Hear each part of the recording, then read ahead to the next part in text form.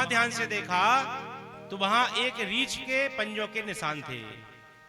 अब ठाकुर जी ने उन पंजों के निशानों का पीछा किया, जाकर देखा तो एक गुफा में रास्ता गया।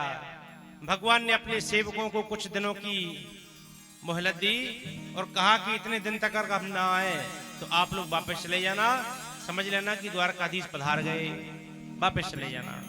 और भगवान उस गुफा में अकेले प्रवेश कर गए। जैसे ही प्रवेश किए वहां जाकर के देखा तो एक सुंदर कन्या उस मणि के साथ खेल रही थी। वह कन्या जामवंत जी की पुत्री जामवती थी, मणि के साथ खेल रही थी। भगवान ने जैसे ही मणि के साथ खेलते देखा तो ठाकुर जी ने मणि को छीनना चाहा कि वह कन्या चिल्लाई, और चिल्लाई जैसे ही तो पीछे से जामवंती जी ने आकर के एक घूंसा भगवान को मारा और भगवान नीचे पछाड़ा खा करके गिर गए। और जामवंत जी में और द्वारकाधीश में 27 दिन तक युद्ध हुआ, अद्भुत युद्ध हुआ।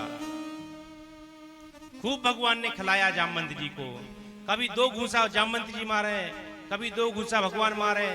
ऐसा होते होते 27 दिन तक मल्ल युद्ध चलता रहा।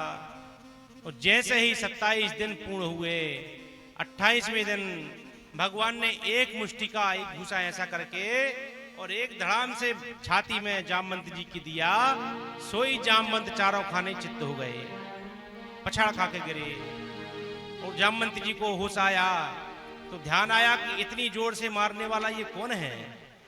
जैसे ही भगवान की ओर ध्यान से देखा तो हृदय में ऊर्ध्व रेखा दिखाई पड़ी, कौश तो मणि दिखाई पड़ी। जामवंत जी कहे, ओहो हो, पहचान गए प्रभु, पहचान गए आप कौन हैं। और जामवंत जी ने बड़ी सुंदर भगवान की स्तुति की।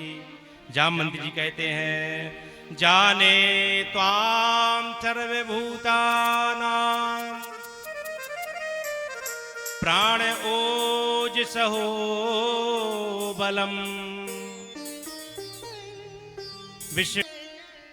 विष्णुम पुराण पुरुषम प्रभविष्णुम अधीश्वरम।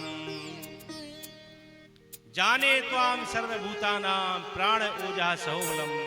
हे प्रभु, हम जान गए कि आप ही सबके भीतर बाहर निवास करने वाले, सबके प्राणदाता, सबके प्राण आप ही हो।